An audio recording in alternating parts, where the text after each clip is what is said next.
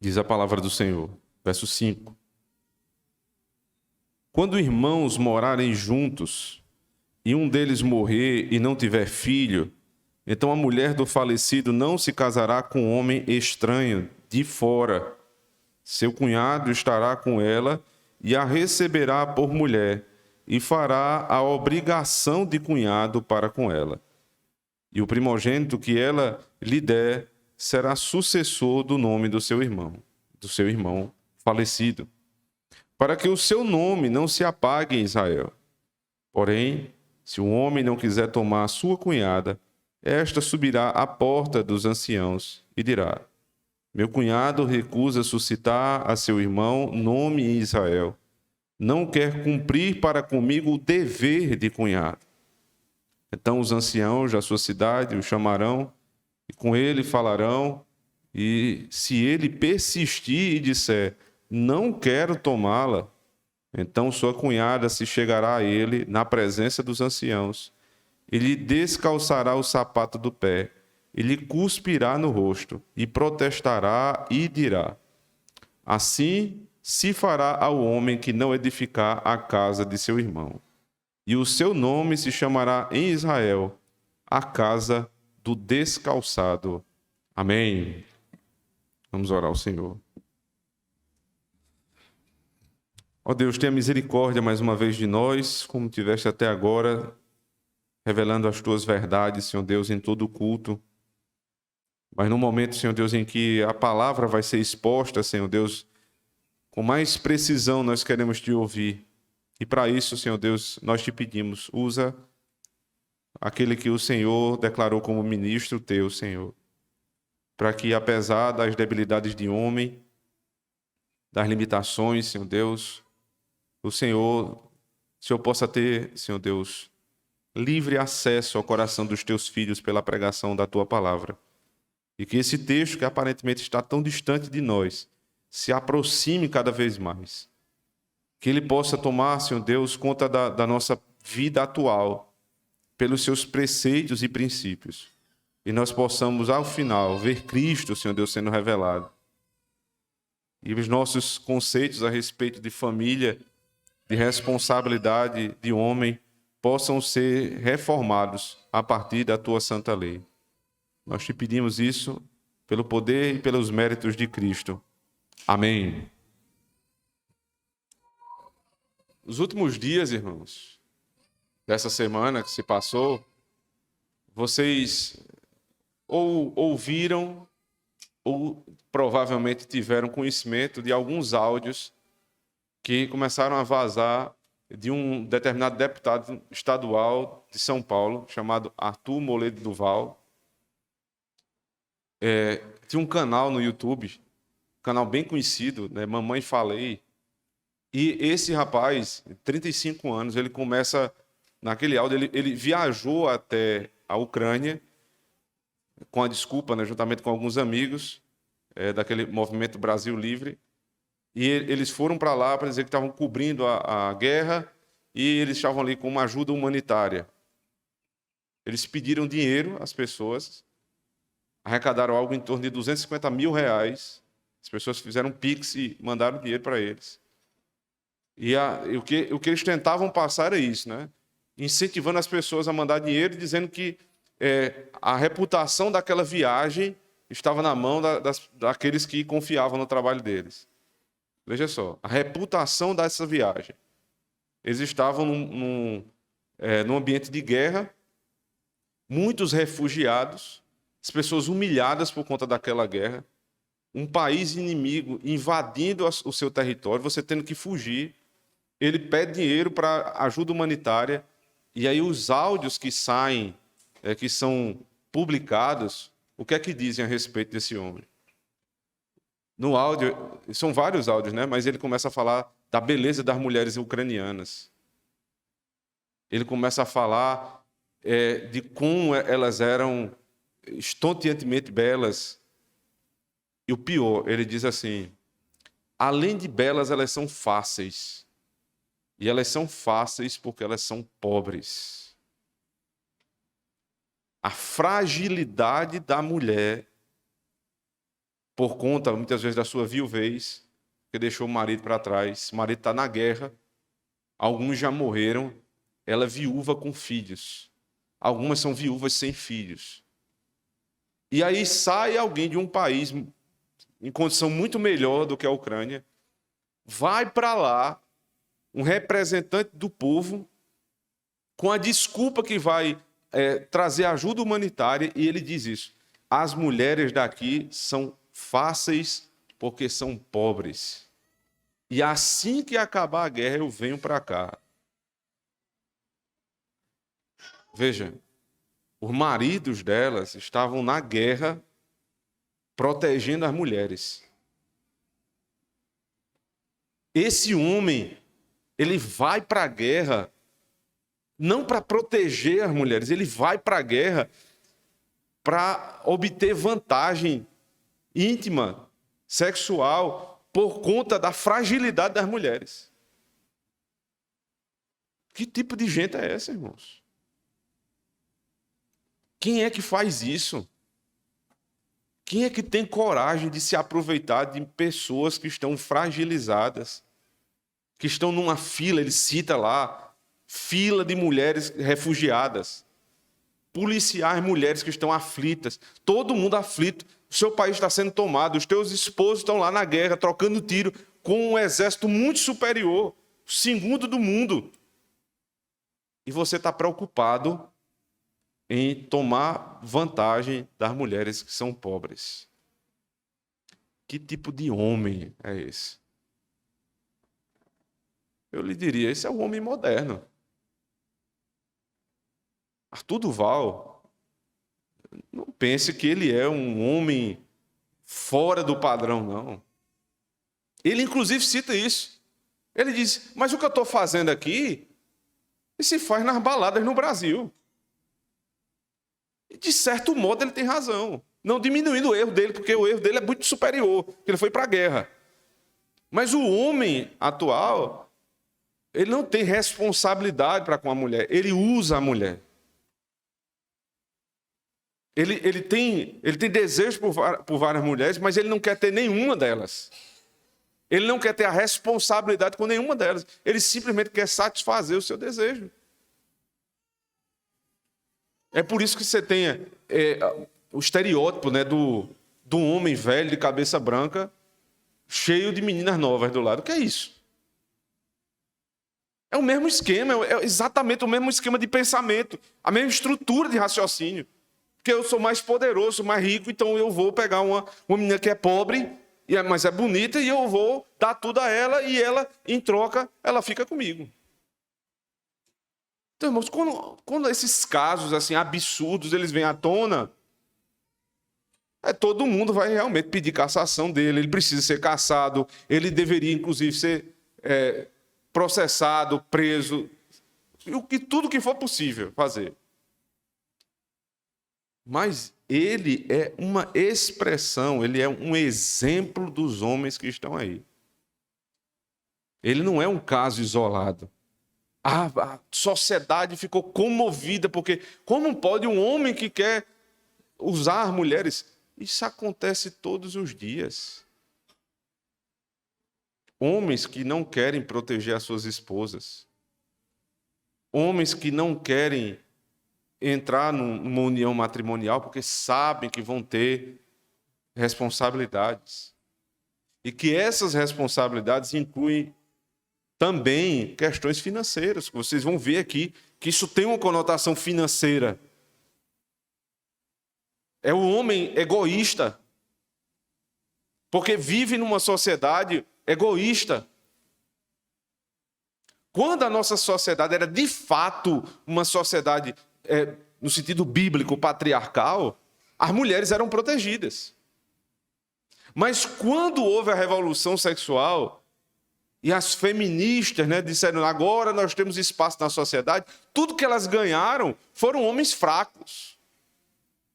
A herança mulher que o feminismo te deu foram homens fracos. Homens que só querem usar vocês. Homens que querem somente ter aquele momento ali com a mulher e depois não querem mais nada com ela. Essa é a herança feminista. A herança bíblica é de homens que têm responsabilidade com a sua esposa, mas não só com a sua esposa. A lei do levirato, ela nos ensina isso. É um sentimento comunitário, pactual. A igreja se preocupa com a sua própria igreja. O povo de Deus não é só minha esposa agora. É se a minha irmã está sofrendo. É se eu vejo alguém cabisbaixo, sofrendo, eu tenho a obrigação de ir lá. Essa é a herança bíblica, pactual, reformada. Isso aqui, homem, isso aqui é ser reformado. Reformado não é ir para a feira de livro e comprar uma penca de livro e sair com ele debaixo do braço, não. Livros, inclusive, que não vão ser lidos. Reformado é o que você tem. Com aquilo que você tem, você aplica a sua vida. É o senhorzinho que sai de casa amanhã, 6h30, 5 horas da manhã, vai trabalhar. E ele vai trabalhar para o benefício da casa dele. E o que ele ganha é para o conforto da mulher, é para o bem dos filhos. Isso é ser reformado, isso é ser homem bíblico. É acordar às 5 horas da manhã e pegar 200 quilos e ficar lá runindo, né? Parecendo um bicho. E quando sai de lá, é uma moça. Isso não é ser homem, não. Ter o braço tão grosso que não consegue nem andar direito. Isso não é ser homem. Ser homem é ter responsabilidade, proteger aqueles que precisam. E já que eu mencionei a questão da guerra, vejam lá, cadê? As feministas estão agora lutando pelo direito das mulheres não serem alistadas para a guerra. Mas peraí, mas não são direitos iguais? Não são iguais. Não podem ser iguais. As mulheres e as crianças devem ser protegidas. Quem vai para a guerra é o homem. Eu vi uma das cenas mais terríveis e, ao mesmo tempo, mais amáveis da minha vida. Eu vi domingo passado. Isso me impactou mais porque eu estava longe de casa. Um pai que estava indo para a guerra, um rapaz novo, e ele estava na porta do ônibus, ele se alistou, ele estava na porta do ônibus para entrar, dali ele ia pegar o fuzil e ia para a guerra. E na porta do ônibus estava a esposa dele com a filhinha. A filhinha mais ou menos do tamanho de Evinha, foi isso que talvez me impactou tanto. E aquele homem ele não parava de chorar, porque ele sabia que muito provavelmente ele ia morrer. Você com um fuzil e vê um exército russo com tanque de guerra, com um avião que só eles têm. Vai morrer, não tem conversa, mas você está ali para defender sua família. Sabe o que é que o homem moderno faria ali? Os ucranianos são tidos como machistas, né? Retrógrados. Sobrou alguma coisa de cristianismo neles ali. Sabe o que é que está sendo. O que é que um moderno faria ali? Ele corria com a esposa dele. Na verdade, ele corria na frente da esposa dele, deixava ela para trás. É isso que você faz quando você casa com um homem moderno. Sabe esses homens de calcinha arrochada? Esses homens de cabelinho lisinho, bonitinho, de lado, com aquela coisinha. É só estereótipo, não é que você ter cabelo assim, né? Pelo amor de Deus, não vá para a literalidade, né? Porque aí vai dizer, foi comigo. Não, é o estereótipo, é essa figurinha. Casa com ele para tu ver. Casa. No dia que tiver um barulhinho na tua casa, sabe o que é que ele faz? Ele corre para debaixo da cama. É isso que ele vai fazer. Porque ele é frouxo. Porque ele não é homem de verdade, ele foi efeminado. Ele não sabe o que é ter responsabilidade. O dinheiro que ele ganha, muitas vezes é para gastar com cosmético ou com a roupa dele. Isso é uma vergonha. Compare agora com um homem bíblico revelado aqui na lei do levirato. Observe, capítulo 25, verso 5. Quando irmãos morarem juntos e um deles morrer e não tiver filho, então a mulher do falecido não se casará com um homem estranho de fora, seu cunhado estará com ela e a receberá por mulher e fará a obrigação de cunhado para com ela.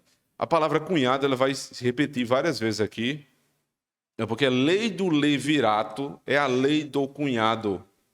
Levir, não confunda com Levi, que é ali da descendência dos sacerdotes, dos levitas, mas Levi é uma palavra latina, e Levi quer dizer cunhado. Então, por isso, a obrigação do cunhado, e vai se repetir isso algumas vezes, a obrigação do cunhado. Ele não quer confirmar a obrigação de cunhado. É a lei do levirato. Como é que essa lei se dava?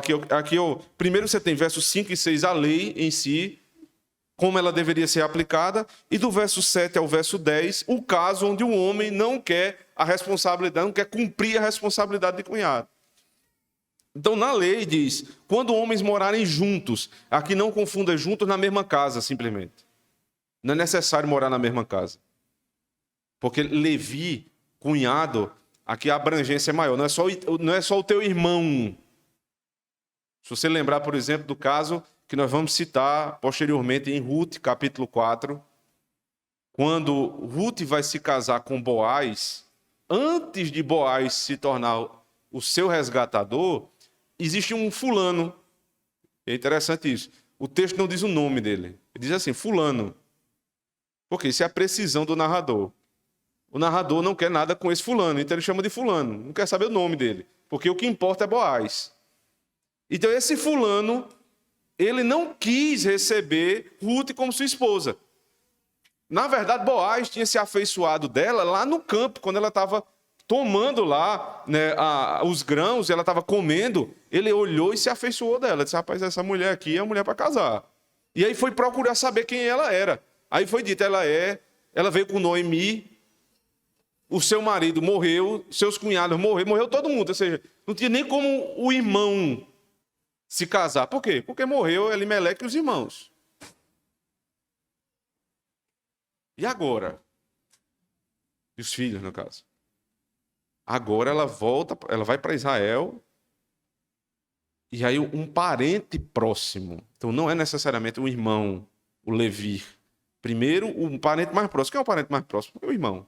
Se não tem irmão, aí vai casar com um primo. Se não tem um primo, um tio. E assim por diante. E essa lei, ela não nasceu aqui. Já existia o costume. A lei, inclusive, é bom que você entenda, as leis, elas existiam antes de Êxodo. Por exemplo, os 10 mandamentos. Eles não começaram em Êxodo. Por quê? Eu posso dizer isso. Êxodo 16, que é antes de Êxodo 20, quando a lei foi entregue, em Êxodo 16, há o princípio do dia do Senhor, que é o 4º mandamento, que só foi positivado no capítulo 20. Mas se eu voltar mais ainda lá para Gênesis, na história de José, nos últimos capítulos de Gênesis, vocês vão perceber que quando José estava na casa de Potifar, e a mulher de Potifar quis ter relação com ele, uma relação adúltera, então José disse, como eu pecaria contra o meu Senhor? Como é que ele sabia que dormir com uma mulher que não é a dele é pecado? Porque a lei do adultério já existia. Como eles sabiam disso? Porque Deus deu Adão a Eva. Deus não deu Adão a 5 mulheres. Foi a uma mulher. A forma como Deus faz as coisas se torna lei. O nome disso é lei natural. Algo que nós vamos estudar aqui hoje na Escola Bíblica Dominical. Essa é a lei natural. Então, lá em Gênesis 38, se você voltar comigo, por favor, no caso de Judá e Tamar, essa lei, você já tem um exemplo. Gênesis 38, 1. E aconteceu no mesmo tempo que Judá desceu de entre seus irmãos e entrou na casa de um homem de Adulão, cujo nome era Hira. E viu Judá ali a filha de um homem cananeu, cujo nome era Sua, e tomou-a por mulher e a possuiu. E ela concebeu e deu à luz um filho, e chamou o seu nome de Er. E tornou a conceber e deu à luz um filho, e ela chamou o seu nome de Onã. E continuou ainda, e deu à luz um filho, e chamou o seu nome de Selá. E Judá estava em Quezib, quando ela o deu à luz. Judá, pois, tomou uma mulher para o seu primogênito, e o seu nome era Tamar. Porém, o primogênito de Judá era mau aos olhos do Senhor, por isso o Senhor o matou. Então disse Judá a Onã: toma a mulher de teu irmão e casa-te com ela, e suscita a descendência ao teu irmão. Onã, porém, soube que esta descendência não havia de ser para ele. E aconteceu que, quando possuía a mulher de seu irmão, derramava o sêmen na terra, para não dar descendência a seu irmão. E o que fazia era mal aos olhos do Senhor, pelo que também o matou. Quando você entra aqui numa sequência de pecados, né? Judá vai e casa com a mulher cananeia. Daí em diante é só desgraça. Os filhos se apartam de Deus e um deles morre. O primeiro morre porque era mal aos olhos do Senhor. O Senhor vai lá, mata ele, e o que fica recebe a ordem do pai e diz: suscita descendência ao teu irmão. E quando ele percebeu que ele não ia ficar com a herança, ele sempre deixava o sêmen cair e não engravidava a mulher. Esse é o ambiente aqui quando você começa a ter casamento misto. Toda a maldade do homem ela começa a suscitar dentro da família. Mas fica claro que a lei do levirato já era presente aqui em Gênesis capítulo 38. Né? E dessa lei, lá no final, vai surgir a descendência, né? Porque acaba que Judá é enganado, se deita com a mulher do seu filho e suscita uma descendência, de onde virá o Redentor. Observe. Verso 26. E conheceu-os Judá e disse: mais justa é ela do que eu, porque não a tenho dado a Selá, meu filho, e nunca mais a conheceu. E aconteceu ao tempo de dar luz que havia gêmeos em seu ventre. E sucedeu que, dando ela a luz, que um pôs fora a mão, e a parteira tomou e atou na sua mão um fio encarnado, dizendo: este saiu primeiro. Porque aí, qual a importância do saiu primeiro? Porque a bênção do primogênito viria para ele. Mas aconteceu que, tornando ele a recolher a sua mão, eis que saiu seu irmão. E ela disse: como tu tens rompido, sobre ti é a rotura, e chamarão o teu nome Pérez. E depois saiu seu irmão, em cuja mão estava o fio encarnado, e chamaram o seu nome de Zerá. Zerá e Pérez foram o resultado, né, dessa história onde a lei do levirato ela é primeiramente citada. Nascimento de filhos. Por conta da lei, a descendência familiar pactual ela é preservada, porque havia uma promessa anterior: nasceria o filho da mulher que esmagaria a cabeça da serpente. As famílias não poderiam ser famílias estéreis, elas precisavam ter filhos. Você entende a angústia de uma mulher que não tinha filhos, como Ana? Não é porque é uma questão social, simplesmente. Porque havia uma promessa. Toda mulher que tinha um filho no Antigo Testamento, ela esperava que nascesse o Redentor. Não ter filhos era uma desonra muito grande. Então, voltando lá para Deuteronômio 25, já com esse entendimento, então, havia uma viúva, o marido dela morreu, e ela não tem filho. Observe que o texto diz isso. E não tiver filho, verso 5. Então a mulher do falecido não se casará com homem estranho de fora. A lei diz isso. Não pode se casar com um estranho de fora. Não é só de fora de Israel, não, viu? É de fora da tribo.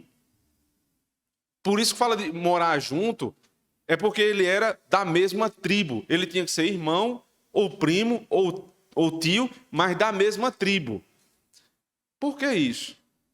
Porque quando Deus estava para entregar a terra de Canaã, e eles estão aqui às portas da terra de Canaã, Deus dividiu as terras para o povo. Dividiu para cada tribo. Cada tribo teria uma porção. Se uma das filhas da tribo ela se casa com outro homem, esse homem ele passa a ser herdeiro de parte da terra da tribo. Ou seja, isso era uma desonra para a tribo estava diminuindo, não estava crescendo. Então tinha que ser da mesma tribo, por isso que morar junto não é morar na mesma casa, é morar nas imediações, porque é primo, é tio, é da mesma tribo. Essa é a questão. Então, envolve aqui uma questão de propriedade.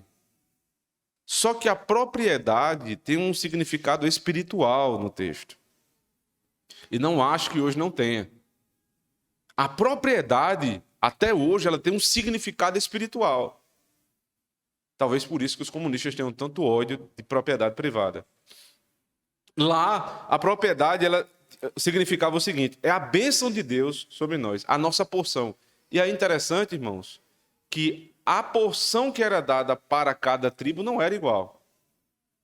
Haviam tribos que tiveram territórios maiores e outros territórios menores.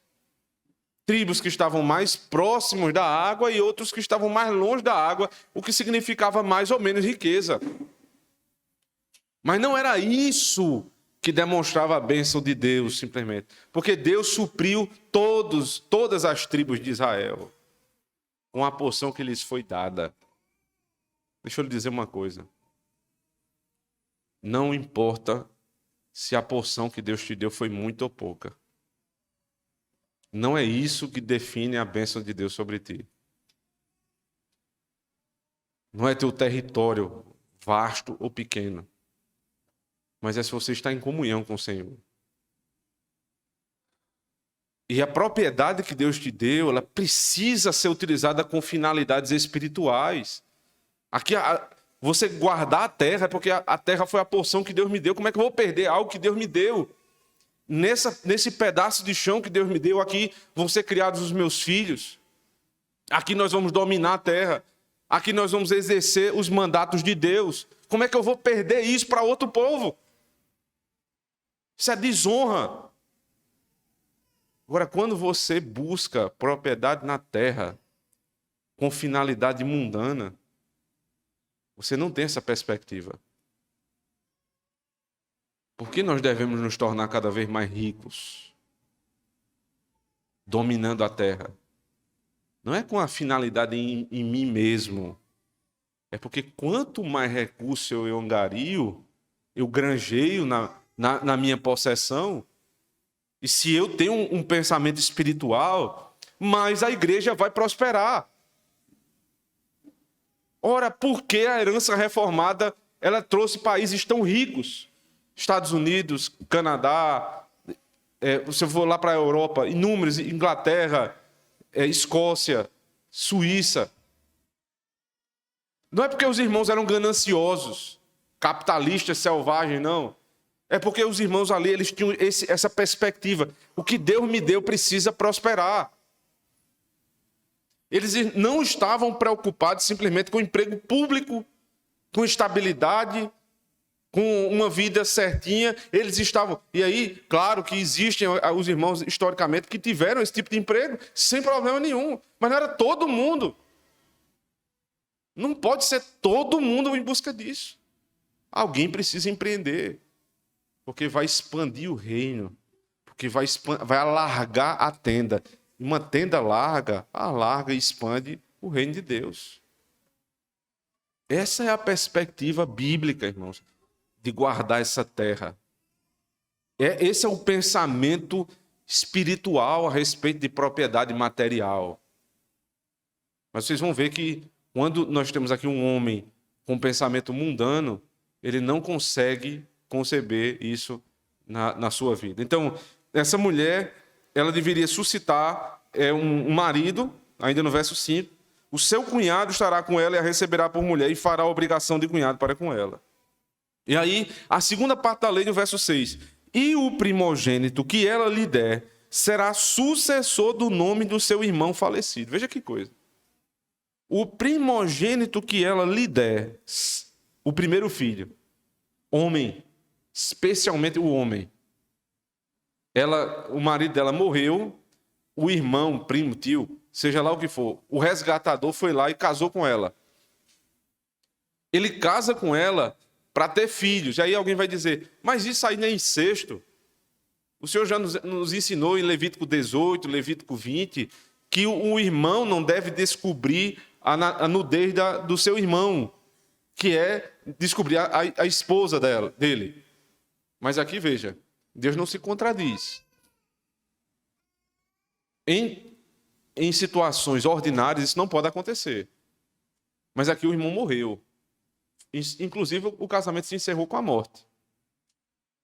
Né? Ele se encerrou ali com a morte. Então, esse irmão agora, ele vai suscitar a honra do irmão falecido. Inclusive, aqui, algumas versões diz que ele não quer levantar, né? Ele não quer levantar a semente do meu irmão, do meu marido. E a palavra levantar, o verbo levantar, é aquele mesmo verbo que vocês conhecem muito, porque ele foi transliterado no texto do Novo Testamento. Quando aquela menina estava morta e o Senhor diz, Talita cumi. É exatamente o mesmo verbo. Ele é praticamente escrito da mesma forma, em hebraico e aramaico. E aqui é levantar é cum. Não quer cum. Levantar é como se você estivesse levantando ressuscitando. Essa é a palavra. Ele está ressuscitando aquele homem pelo irmão. Não é que eles não estão crendo aqui em uma vida passando para outra como espiritismo, não é isso. Mas é ressuscitando o nome.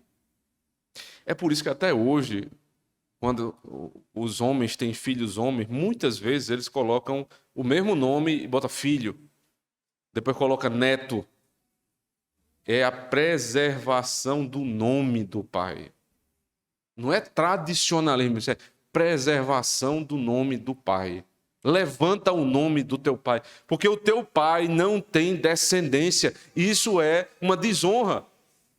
É uma desonra e é uma perda espiritual pela perda da propriedade que eu acabei de explicar.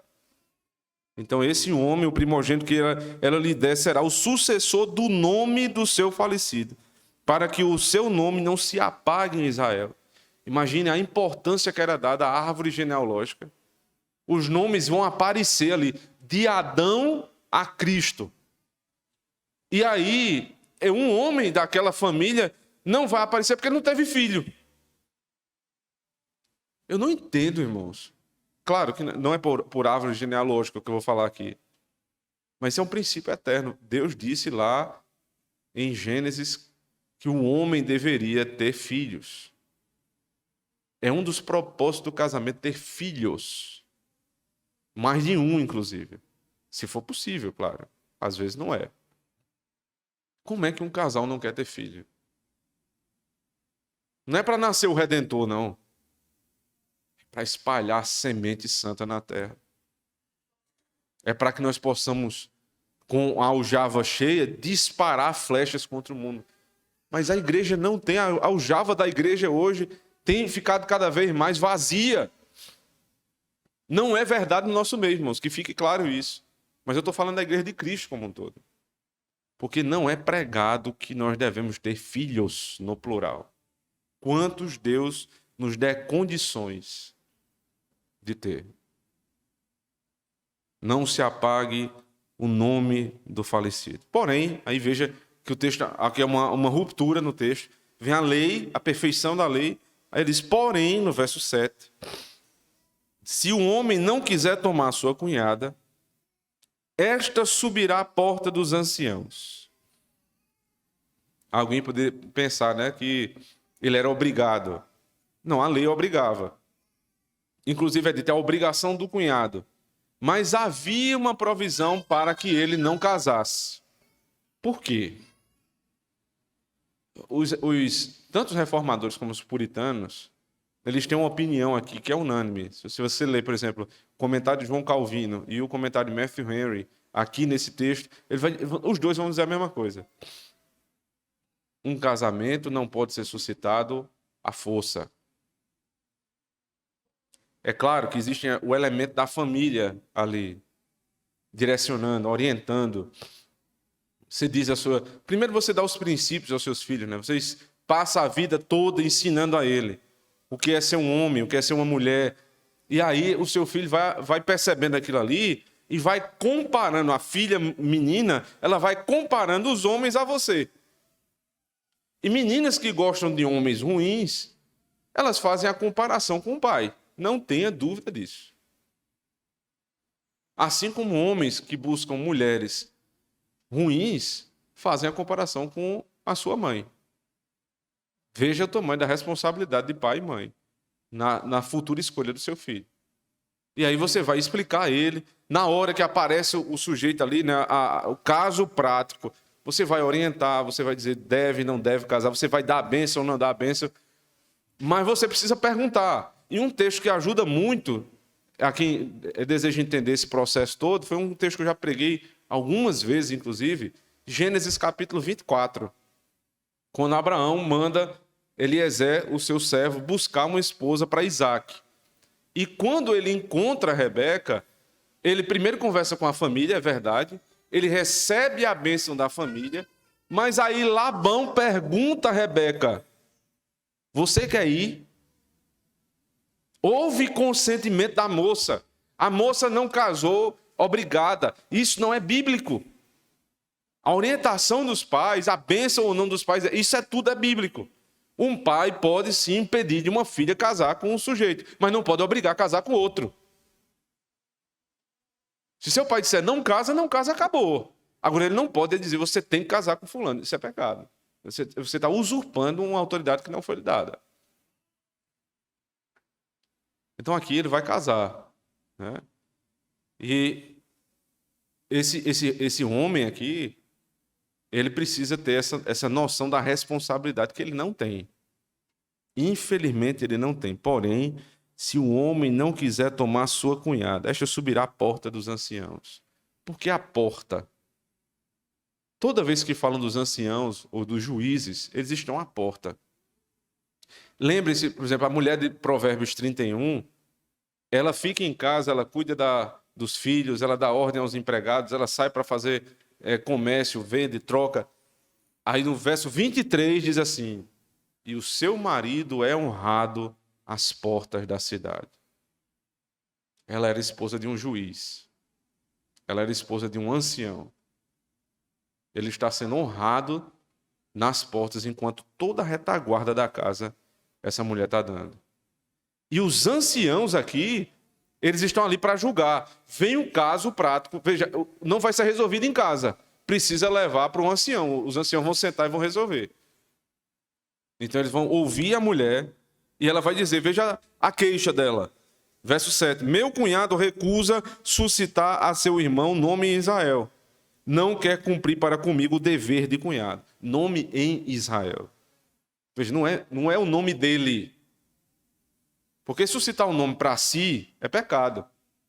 Quando os homens intentaram isso na Torre de Babel, Gênesis capítulo 11, eles foram derrubados e eles foram, inclusive, desonrados. A palavra é essa. Eles queriam honra e foram desonrados. Porque eles queriam um nome para si. Aqui não é um nome para si. Ele não quer suscitar um nome em Israel. Eles não querem suscitar o nome pactual da igreja. Como é que vai nascer o Redentor? Se não há um homem para se deitar com essa mulher. Aí ela diz isso. Aí verso 8, os anciãos. Então os anciãos da sua cidade o chamarão e com ele falarão. Ou seja, aqui todo o processo judicial está sendo resguardado. Você tem a queixa, mas tem o outro lado. Será que é verdade? Chama o outro lado. Ouve. Faz a cariação, um de frente para o outro. Aí, é verdade? E falarão com ele. E se ele persistir e disser, não quero tomá-la, o trabalho dos anciãos, que é o mesmo trabalho dos presbíteros, é orientar. Por que você não quer casar? Por que você não quer casar com fulana? Ah, é uma moça boa. Vocês deveriam se casar. Eles havia uma lei e eles aplicaram a lei ao caso. No trabalho do presbiterato, hoje, o nosso trabalho é orientar com quem casar, com quem não casar. orientar. Não é determinar, tem que casar. Eles orientaram. Mas ele insistiu, não quero. E aí, o que é que se faz? Verso 10. Verso 9 ainda, perdão.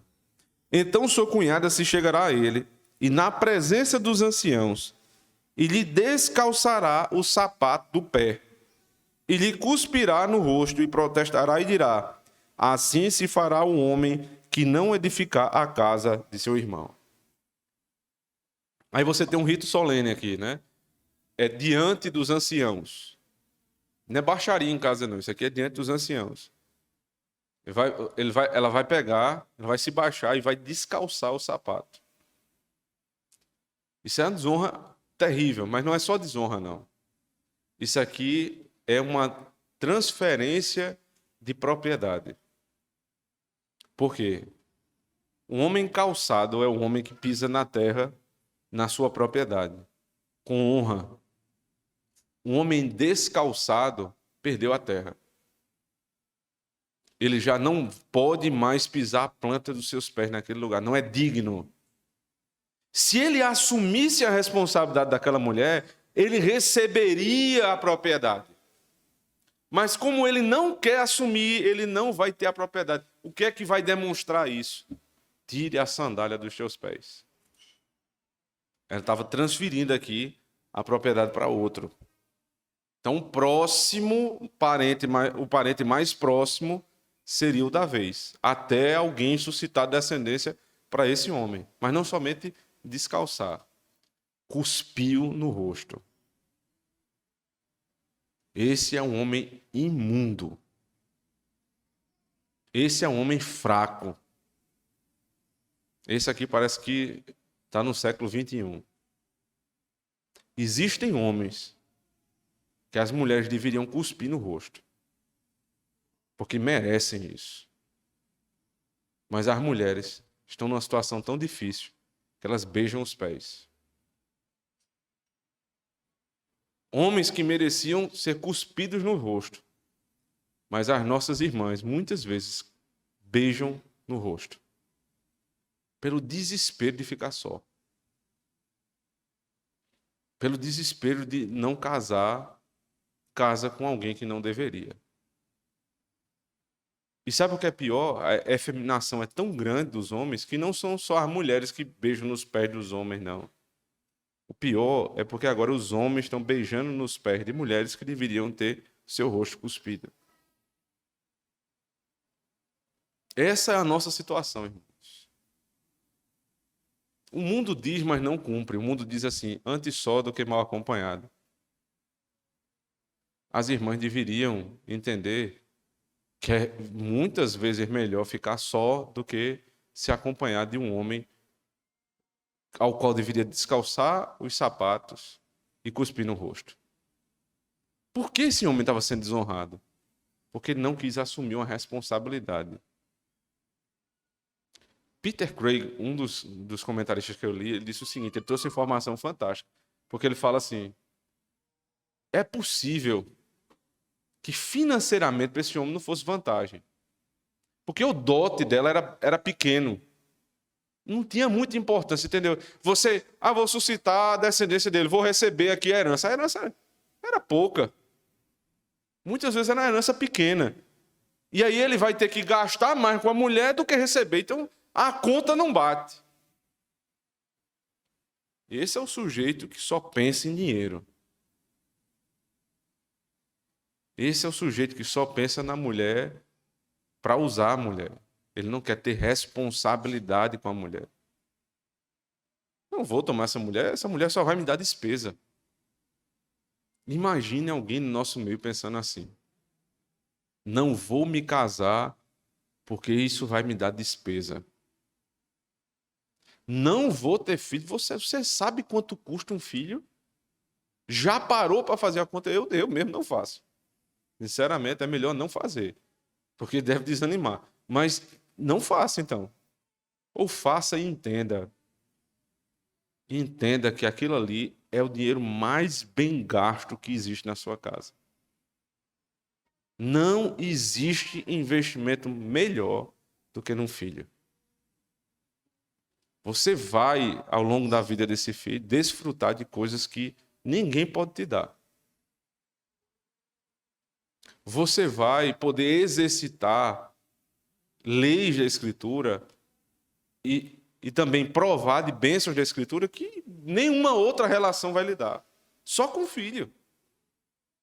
Educar, perceber ali como a revolta ela aflora, como você trata e o coração pastoreado volta, né, para pedir perdão. Tudo isso você vai exercitar com uma criancinha pequenininha que vai crescendo, crescendo, e lá na frente ela vai cuidar de você. Que coisa maravilhosa. Somente na filiação, somente na relação paternal, isso é possível. Então não é questão de dinheiro, mas é também questão de dinheiro. E é por isso que nós devemos trabalhar tanto para os nossos filhos. Não é para dar carro novo a eles todo ano, não. Nós devemos trabalhar muito para termos muitos filhos e educá-los no Senhor, para que eles sejam como flechas nesse mundo. Eles avancem o reino de Deus nessa terra. Eles nos protejam. E é por isso que dentro de casa, veja, você pode ter a preferência por ter menina também, claro, mas é necessário, um anseio que eu tenho na minha vida, ter um homem, um filho, um homem. Por quê? Porque ele vai proteger minha esposa e minha filha se eu morrer. Porque eu vou criá-la assim. Não criar como aquele deputado. Porque se eu fosse pai de um homem daquele, a vontade que dava era cuspir no rosto. É um lixo.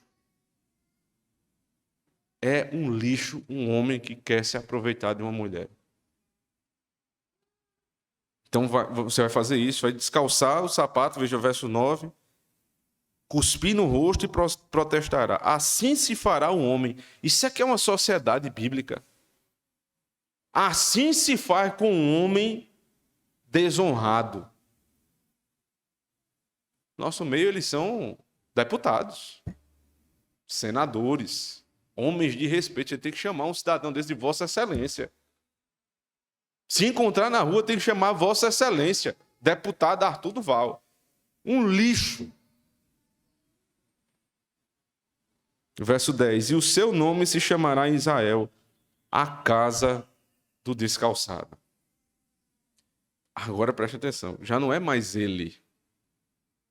É a família dele que é desonrada. A casa do descalçado. A casa do desonrado. Ele vai ficar conhecido em Israel. Quem é fulano? Ah, aquele descalçado.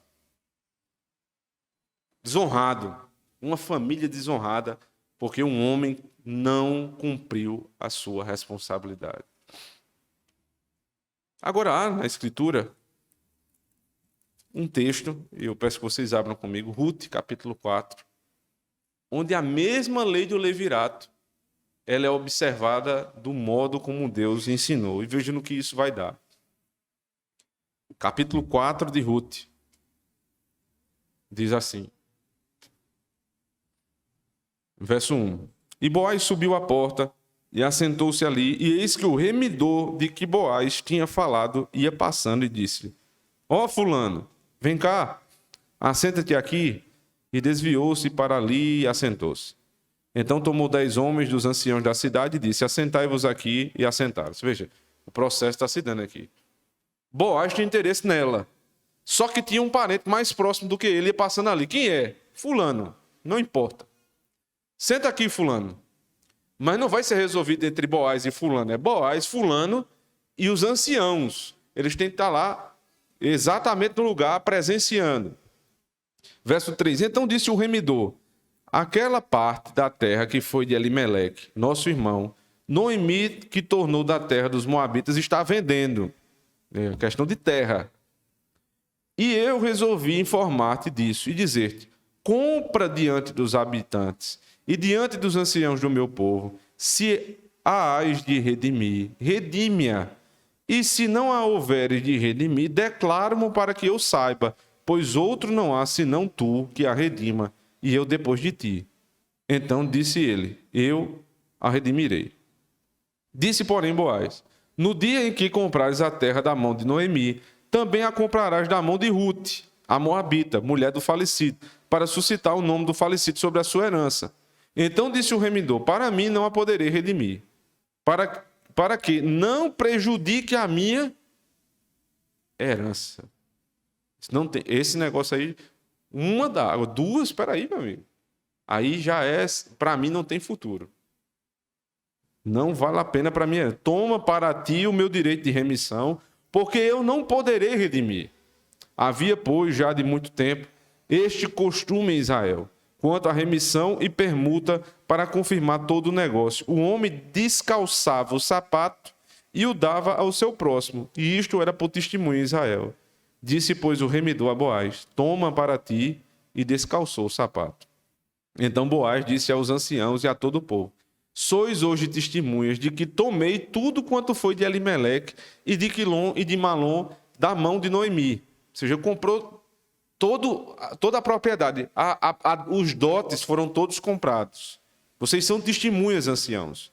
E de que também tomam por mulher a Rute, a moabita, que foi mulher de Malom, para suscitar o nome do falecido sobre a sua herança, para que o nome do falecido não seja desarraigado dentre seus irmãos e da porta do seu lugar. Disto sois testemunhas. E todo o povo que estava na porta e os anciãos disseram: somos testemunhas. O Senhor faça a esta mulher que entra na tua casa como a Raquel e como a Lia, que ambas edificaram a casa de Israel. E porta-te valorosamente em Efrata e faze-te nome afamado em Belém. E seja a tua casa como a casa de Pérez. Lembra? Gênesis 38. Que Tamar deu à luz a Judá pela descendência que o Senhor te der desta moça. O que ele está dizendo aqui é o seguinte: é a mesma história. A descendência lá de Tamar e Judá, onde nasceu Pérez, é a descendência que vai sair dessa mulher. Como está sendo preservado? Por conta da lei do levirato. E aí ele continua. O que é que vem depois disso? Verso 13. Assim tomou a Boaz a Rute, e ela lhe foi por mulher, e ele a possuiu, e o Senhor lhe fez conceber, e deu à luz um filho. Então as mulheres disseram a Noemi: bendito seja o Senhor, que não deixou de te dar remidor, e seja o seu nome afamado em Israel. Ele te será por restaurador da alma, e nutrirá a tua velhice, pois tua nora que te ama o deu à luz, e ela te é melhor do que 7 filhos. E Noemi tomou o filho e pôs no seu colo, e foi sua ama. E as vizinhas lhe deram um nome, dizendo: a Noemi nasceu um filho. Mas peraí, a Noemi? Mas nasceu a Rute. É porque ele comprou todo mundo ali. Ele é o redentor daquela casa, não é de uma pessoa simplesmente. E deram-lhe o nome de Obed. Este é o pai de Jessé, pai de Davi.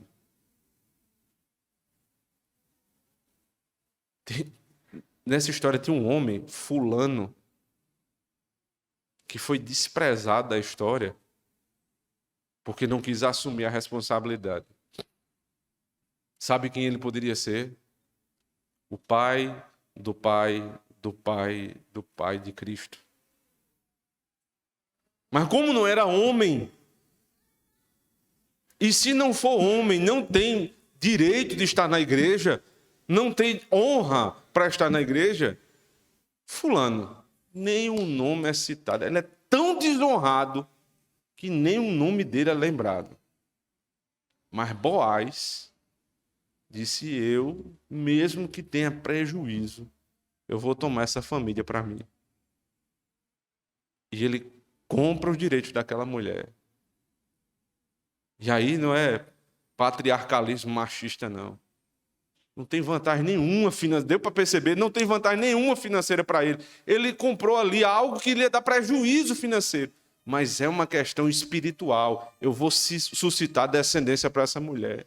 E vou honrar o nome do filho, porque há uma promessa: nascerá do filho da mulher aquele que vai esmagar a cabeça da serpente. O texto termina com a genealogia. Nasceu Obed, que é a palavra, a raiz dessa palavra é servo. E Obed, como diz o texto, é o pai de Jessé, que é o pai de Davi. E o Novo Testamento diz, e Cristo é o filho de Davi. Homens fracos produzem sociedades fracas. Filhos fracos. E a sociedade se desfaz. Homens fortes produzem sociedades fortes que expandem o reino de Deus. Eu temo muito, irmãos, que uma guerra como aquela lá da Ucrânia aconteça num país como o nosso. Porque não haveria ônibus que levasse, carregasse os refugiados homens. Provavelmente, quem iria pegar nos fuzis seriam as mulheres. E os homens iam correr de fininho. Porque é isso que se faz um homem que não é homem no sentido bíblico na hora do aperto. Ele corre. Mas não tem guerra aqui no Brasil, graças a Deus. Espero que não tenha. Nesse sentido, mas existe uma guerra espiritual, a qual você foi chamado a proteger sua casa. Não com um fuzil, mas com a palavra de Deus. Não com um fuzil, mas com a palavra de Deus. Em último caso, é uma situação difícil, até com fuzil. Mas, via de regra, com a palavra de Deus. Eu lhe pergunto, você tem protegido sua casa? Você tem cumprido tua responsabilidade de homem? Aquele que traz a palavra para a sua casa todos os dias, aquele que ensina os seus filhos, aquele que dá bom exemplo, aquele que protege a esposa, que não deixa a esposa ser exposta a situações que ela não pode ser exposta. Você é essa pessoa, é esse homem. Se não é, peça perdão a Deus e mude hoje mesmo. Você precisa ser como Cristo. Sabe o que foi que Cristo fez para proteger sua esposa? Ele foi para a cruz do Calvário, para morrer por ela. Sabe qual é a vantagem que Cristo teve nisso? Para si próprio? Nenhuma. Sabe o que fizeram com ele?